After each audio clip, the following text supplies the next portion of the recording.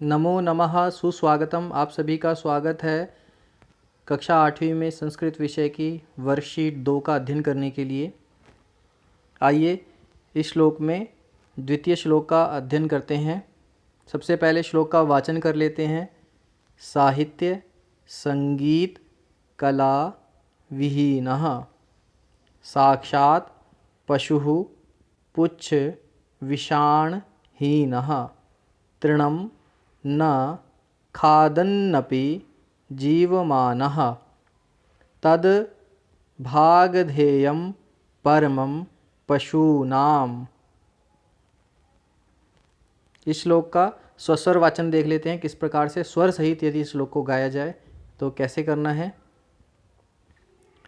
साहित्य संगीत कला विहीना साक्षात् पशुपुच्छ विषाणहीना तृणं न खादन्नपि जीवमाना तद्भागधेयं परमं पशूनाम्। इस प्रकार से श्लोक का स्वस्वर वाचन करना है। श्लोक के स्वस्वर वाचन के पश्चात श्लोक का अन्वय। अन्वय से तात्पर्य है किसी भी श्लोक का तार्किक क्रम। श्लोक को सही क्रम में लगाकर उसके अर्थ निकालने में सहायता होती है। तो आइए इसका अन्वय करते हैं। साहित्य संगीत कला विहीनः। साहित्य से तात्पर्य है, साहित्य समाज का आईना होता है। साहित्य के माध्यम कविताएं, नाटक, कहानियाँ, यह सभी ऐसे माध्यम हैं जिनके द्वारा समाज में प्रस्तुत विषयों को समाज के सामने लाया जाता है। तो ये सब साहित्य है। संगीत, गीत, वाद्य यंत्रों द्वारा उत्पन्न ध्वनि, यह सब संगीत के अंग हैं। कला, कला के अंदर चित्रकला, नाट्य कला, मूर्ति कला, ये सारी कलाएं हैं। इनसे विहीन, विहीन मतलब इनसे रहित, साहित्य संगीत और कला से रहित। नरः मतलब मनुष्य, कोई भी मनुष्य जो साहित्य संगीत और कला से रहित है। साक्षात मतलब वास्तव में। पुच्छ विषाणहीनः, पुच्छ से तात्पर्य है पूंछ और विषाण से तात्पर्य है सींग। हीनः मतलब रहित। ऐसा व्यक्ति जो साहित्य संगीत और कला में रुचि नहीं रखता है, वह वास्तव में एक पूंछ और सींग के बिना पशु, एक पशु के समान है। और कैसा पशु है वह? तृणम न खादन्नपि, तृणम से तात्पर्य है घास, तृणम से तात्पर्य है घास। ऐसा व्यक्ति घास न खादन्नपि, ना खाते हुए भी, अपि मतलब भी, जीवमानः, जीवमानः मतलब जीवित, रहता, अस्ति मतलब है। यानी साहित्य संगीत और कला में रुचि ना रखने वाला व्यक्ति एक सींग और पूंछ के बिना पशु के समान है। और कैसा पशु? जो घास ना खाते हुए भी जीवित रहता है। तत् वह पशूनाम, पशुनाम मतलब जो सामान्य जीव जंतु हैं, जो 4 पाँव वाले जीव जंतु हैं, उन जंतुओं में भी वह परम मतलब बहुत बड़ा, भागधेय मतलब भाग्यवान है। ऐसा व्यक्ति जो साहित्य संगीत और कला में रुचि नहीं रखता है। आइए इसके शब्दार्थ को समझते हैं, कठिन शब्दों को समझते हैं। विहीनः, विहीनः से तात्पर्य रहित मतलब जिसके पास कुछ ना हो, रहित हो उन चीज़ों से। साक्षात मतलब वास्तव में। पुच्छ विषाणहीनः मतलब पूंछ, और पुच्छ मतलब पूंछ, विषाण मतलब सींग, हीनः मतलब रहित। तृणम से तात्पर्य है घास। खादन्नपि, पहले खादन्नपि शब्द का संधि विच्छेद समझ लीजिए। खादन जमा अपि अर्थात खाते हुए भी। जीवमानः, जीवमानः मतलब जीवित रहता है। भागधेयम, भागधेयम से तात्पर्य है भाग्य। परमम मतलब परम या बड़ा। आइए इस श्लोक के सरलार्थ को समझते हैं कि ये श्लोक क्या कहना चाह रहा है। इसका सरल अर्थ क्या निकलेगा? साहित्य संगीत व कला कौशल से हीन व्यक्ति वास्तव में पूंछ तथा सींग से रहित पशु है। जैसे कि मैंने बताया है, जो व्यक्ति साहित्य संगीत और कला जैसे जो कौशल हैं आजकल सामान्य हर व्यक्ति का या तो साहित्य में रुचि होती है, संगीत में या कला में, मगर ऐसा कोई व्यक्ति जिसकी इनमें किसी में भी रुचि नहीं है वह वास्तव में एक पशु के समान है। और ऐसा पशु जिसमें पूँछ और सींग ना हो और जो घास ना खाता हुआ भी जीवित रहता है, क्योंकि पशु तो जीवित रहने के लिए क्या खाते हैं, घास खाते हैं, मगर ये एक ऐसा मनुष्य के रूप में पशु है जो ना तो साहित्य में रुचि रखता है, संगीत और कला में रुचि रखता है, परंतु घास ना खाते हुए भी वह एक ऐसा पशु है जो जी रहा है। वह तो उन असभ्य पशु समान मनुष्यों, मतलब ये जो पशु है ये असभ्य पशु है, और पशुओं का परम सौभाग्य है ये कि उनके जाति में भी एक मनुष्यों में एक ऐसा पशु है जो घास ना खाते हुए भी स्वादिष्ट व्यंजन खाते हैं। तो ये मनुष्य रूपी पशु के बारे में बताया गया है, किस प्रकार से वह घास ना खाते हुए भी स्वादिष्ट व्यंजन खा रहा है, और मगर है फिर भी वह पशु। तो ये पशुओं में भी उसका भाग्य है। इस श्लोक का भाव क्या निकलता है? भाव यह है कि साहित्य में अभिरुचि, संगीत आदि कलाओं में कौशल से ही मनुष्य मनुष्य बनता है। मतलब मनुष्य का तात्पर्य यह नहीं है जिसके 2 पाँव 2 हाथ हों, नेत्र कान इत्यादि हों। केवल मनुष्य का स्वरूप रखने से व्यक्ति मनुष्य नहीं बनता है, अपितु जब किसी मनुष्य की साहित्य में रुचि होती है, संगीत में रुचि होती है, कलाओं कौशल में रुचि होती है, तो वास्तविक रूप में वह मनुष्य मनुष्य कहलाता है। अन्यथा जो सामान्य व्यक्ति है जो इन सब चीज़ों में रुचि नहीं रखता वह पशु का सा ही जीवन जीता रहता है, क्योंकि बिना साहित्य संगीत और कला के जीवन नहीं है। आशा है आपको ये द्वितीय श्लोक समझ में आया होगा। इसके पश्चात आइए तृतीय श्लोक का एक बार वाचन और इसके भावार्थ को समझते हैं।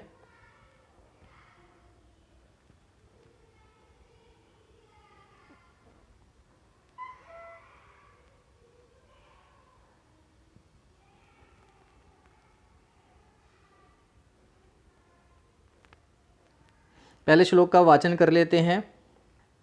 लुब्धस्य नश्यति यशः, पिशुनस्य मैत्री, नष्ट क्रियस्य कुलमर्थ परस्य धर्मः। विद्याफलं व्यसनिनः कृपणस्य सौख्यं, राज्यं प्रमत्त सचिवस्य नराधिपस्य। श्लोक का वाचन आपने कर लिया है। इसके पश्चात इसका स्वस्वर वाचन करेंगे। लुब्धस्य नश्यति यशः, पिशुनस्य मैत्री, नष्ट क्रियस्य कुलमर्थपरस्य धर्मा। विद्याफलं व्यसनिना कृपणस्य सौख्यं, राज्यं प्रमत्त सचिवस्य नराधिपस्य।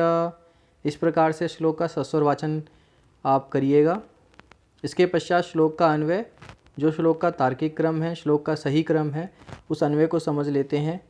लुब्धस्य यशः, लुब्धस्य, लुब्ध कहा जाता है जो व्यक्ति लालची होता है। लुब्धस्य मतलब लालची का यश, जो उसका यशोगान है, उसकी ख्याति है। पिशुनस्य मैत्री, पिशुन कहा जाता है चुगलखोर, चुगलखोर की मित्रता, चुगलखोर की दोस्ती। नष्ट क्रियस्य कुलम, नष्ट क्रियस्य, क्रियस्य से तात्पर्य है क्रिया यानी कार्य करना, काम करना, और जिसका काम करने का ध्येय खत्म हो चुका है, जो अकर्मण्य हो चुका है या जिसे काम करने में कोई रुचि नहीं है, ऐसा अकर्मशील व्यक्ति का कुल अर्थात परिवार, कुटुंब। अर्थपरस्य धर्मा, अर्थपरस्य धर्मा मतलब जो व्यक्ति जीवन में केवल अर्थ को महत्व देता हो। अर्थ से तात्पर्य है धन, पैसे, हमेशा उसके लिए सब चीज़ पैसा ही है, तो ऐसे व्यक्ति का धर्म, धर्म से तात्पर्य है मनुष्यता धर्म, किसी भी व्यक्ति की सहायता करने वाला धर्म। व्यसनिनः, व्यसनिनः से तात्पर्य है जो व्यक्ति किसी प्रकार का व्यसन रखता है, बुरी आदतें हैं, ऐसे व्यक्ति का विद्याफलम, विद्याफलम मतलब पढ़ाई लिखाई से मिलने वाला जो से लाभ है, जो फल है, वह व्यसनीना बुरी आदत वाले का विद्याफल। कृपणस्य सौख्यम, कृपण कहा जाता है जो कंजूस होता है, यानी कृपणस्य मतलब कंजूस का सौख्य यानी सुख। कृपण व्यक्ति, कंजूस व्यक्ति का सुख। प्रमत्त सचिवस्य, प्रमत्त सचिवस्य से तात्पर्य है, प्रमत्त कहा जाता है जो अपने कर्तव्य का निर्वाह नहीं करता, अपने काम को समझता नहीं है, ऐसा सचिव के, सचिव मतलब राजा का जो मंत्री होता है, यानी प्रमत्त सचिवस्य यानी जो कार्य करने में इच्छुक ना हो, कार्य करना ना चाहता हो, अकर्मण्यशील हो, कर्तव्य पारायण ना हो, ऐसा मंत्री। नराधिपस्य, किसका मंत्री? राजा का मंत्री। नरः मतलब कहा जाता है मनुष्य का अधिपस्य यानी मनुष्यों का राजा। के राज्य का, राज्य मतलब राज्य का। नश्यति मतलब नाश हो जाता है। तो पूर्ण रूप से यदि समझा जाए तो लुब्ध व्यक्ति यानी लालची व्यक्ति का यश, पिशुन चुगलखोर व्यक्ति की मित्रता, नष्टक्रियस्य मतलब जो काम ना करता हो ऐसे व्यक्ति का कुल, और जो धन को हमेशा महत्व देता हो ऐसे व्यक्ति का धर्म। बुरी आदतों वाले की पढ़ाई का फल, विद्या का फल, कंजूस व्यक्ति का सुख, और अकर्मण्यशील मंत्री के, राजा के राज्य का नाश हो जाता है। इसे पुनः भाव और सरलार्थ में समझेंगे। पहले इसके शब्दार्थ को समझ लेते हैं। इसमें शब्दार्थ क्या कहा जा रहा है? लुब्धस्य मतलब लालची व्यक्ति का, पिशुनस्य मतलब चुगलखोर का, मैत्री मतलब मित्रता, नष्टक्रियस्य मतलब जिसकी क्रिया नष्ट हो गई है उसका, अर्थात अकर्मशील व्यक्ति का, जो काम करना पसंद नहीं करता ऐसे व्यक्ति का, अर्थपरस्य यानी अर्थपारायण व्यक्ति का, जो हमेशा धन को अधिक महत्व देने वाला हो ऐसे व्यक्ति का, और व्यसनीनः मतलब बुरी आदतों वालों का, जिसके अंदर बुरी आदतें हैं। विद्याफलम मतलब विद्या का फल यानी पढ़ने लिखने के बाद जो हमें प्राप्त होता है, जिसके माध्यम से हम अपने जीवन में कुछ कर पाते हैं, तो ऐसा व्यक्ति के विद्या का फल। कृपणस्य मतलब कंजूस का, सौख्यम मतलब सुख, प्रमत्त सचिवस्य मतलब प्रमत्त, प्रमत्त का मतलब कर्तव्य से परांगमुख मंत्री वाले राजा का, जो कर्तव्य करना पसंद नहीं करता है।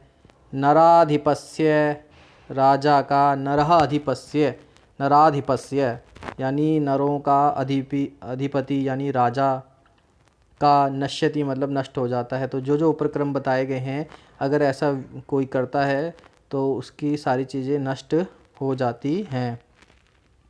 आइए इसी श्लोक को हम सरलार्थ और भावार्थ के माध्यम से समझते हैं। सरलार्थ कह रहा है कि लालची व्यक्ति का यश, लालची व्यक्ति का यश यानी ख्याति, चुगलखोर की दोस्ती, कर्महीन का कुल, और अर्थ धन को अधिक महत्व देने वाले का धर्म। अर्थात जो धर्म पारायणता है वह, बुरी आदतों वालों के का विद्या का फल, जिसके अंदर बुरी आदतें हैं उसके विद्या का फल, अर्थात विद्या से मिलने वाला लाभ, और कंजूस का सुख, प्रमाद करने वाले मंत्री युक्त राजा का राज्य नष्ट हो जाता है। तो यदि कोई व्यक्ति लालची है तो उसके यश का नाश हो जाएगा, क्योंकि वो हमेशा लालच में रहेगा, तो कोई भी ऐसा कार्य नहीं करेगा जिससे उसे यश प्राप्त हो, लोग उसका गुणगान करें। लालची का कौन गुणगान करेगा? उसी प्रकार से चुगलखोर व्यक्ति की कोई दोस्ती करना पसंद नहीं करता है, क्योंकि चुगलखोर से दोस्ती करने की हानि क्या है कि वह आपकी बात को किसी और को कह सकता है। इसी प्रकार से जो कर्महीन व्यक्ति है उसके कुल का नाश होना स्वाभाविक है, क्योंकि जो व्यक्ति अपने परिवार में कार्य करना पसंद नहीं करता है, कोई भी कार्य नहीं करता है, धीरे धीरे करके उसके कुल का नाश हो जाता है, परिवार का नाश हो जाता है। अर्थ को, धन को अधिक महत्व देने वाले व्यक्ति के अंदर धर्म नाम की चीज़ नहीं होती है, धर्म पारायणता नहीं होती है, वह किसी की सहायता करना पसंद नहीं करता है, क्योंकि यदि सहायता करने में धन खर्च होगा तो वह ऐसा नहीं करेगा। और बुरी आदतों वालों की विद्या का फल। जिसके अंदर बुरी आदतें हैं वह कभी विद्या का सही प्रयोग नहीं कर पाएगा और उसकी जो विद्या से जो भी सीखा है वो स्वयं एवं नष्ट होता चला जाएगा। इसी प्रकार से कंजूस का जो सुख है, कंजूस को कभी सुख नहीं मिल सकता है, क्योंकि सुख प्राप्त करने के लिए अपने जीवन में कुछ त्याग करना पड़ता है, कुछ देना पड़ता है। तो कंजूस हमेशा कुछ देना पसंद नहीं करता है, वह सब चीज़ संचित करना पसंद करता है, तो उसका सुख उसे कभी नहीं मिल सकता है। इसी प्रकार से प्रमाद करने वाले मंत्री युक्त राजा का, ऐसा राजा जिसका मंत्री क्या हो, प्रमादी हो, किसी भी कार्य को करना पसंद ना करता हो, ऐसा राजा के राज्य की सत्ता नष्ट हो जाती है। आइए भावार्थ समझ लेते हैं। इस श्लोक का भाव क्या है, भाव क्या कहना चाह रहा है। यदि यश चाहिए तो व्यक्ति लालच ना करे, यश चाहिए तो व्यक्ति लालच ना करे, क्योंकि लालच करेंगे तो यश की प्राप्ति नहीं होगी, हर जगह यश नहीं मिलेगा, यश करने के लिए लालच छोड़ना पड़ेगा। मित्रता चाहिए तो चुगलखोर ना हो, अगर आपको किसी का दोस्त बनना है तो चुगलखोरी ना करें, किसी की बात किसी को ना कहें, वरना कोई आपका दोस्त बनना पसंद नहीं करेगा। धर्माचरण करना हो तो धन लाभ को अधिक महत्व ना दें। यदि आपको धर्माचरण करना है, अच्छे काम करने हैं, तो धन को अधिक महत्व ना दें, क्योंकि धन को अधिक महत्व देंगे तो आप कोई भी कार्य नहीं कर पाएंगे। क्योंकि धर्माचरण में व्यक्ति निस्वार्थ भाव से कार्य करता है, बिना किसी लोभ लालच के। विद्या का फल प्राप्त करना हो तो बुरी आदतों से बचो। अगर आपको पढ़ाई लिखाई करनी है तो बुरी आदतों को त्यागना पड़ेगा, क्योंकि जिसके अंदर बुरी आदतें होंगी वो विद्या को प्राप्त नहीं कर सकता है। और जीवन में यदि सुख चाहिए तो कंजूस ना हो, क्योंकि सुखी रहने के लिए थोड़ी कंजूसी छोड़नी पड़ेगी। और सत्ता को बनाए रखना हो तो मंत्री कर्तव्य के प्रति लापरवाह ना हो। जिस राजा का मंत्री कोई कर्तव्य नहीं करेगा तो धीरे धीरे करके उस राजा के राज्य का नाश हो जाएगा। इसलिए मंत्री कर्तव्य के प्रति लापरवाह ना हो, अपने कर्तव्यों को निर्वाह करे, तो राजा के राज्य का शासन चलता रहेगा। आशा है आपको ये वर्कशीट समझ में आई होगी और इसके आधार पर कुछ प्रश्न पूछे गए हैं जिनका उत्तर आपको स्वयं ही देना है। जैसे कि ये पूछा गया है यहाँ पर, प्रश्न प्रथम है एक पदेन उत्तरत, एक पद में उत्तर देना है। प्रथम प्रश्न का, साहित्य संगीत कला विहीनः साक्षात कः अस्ति। जो साहित्य संगीत और कला से विहीन है वह व्यक्ति कौन होता है, वास्तव में कौन है वह, किसके समान है वह। तो यहाँ पर एक शब्द में उत्तर देना है।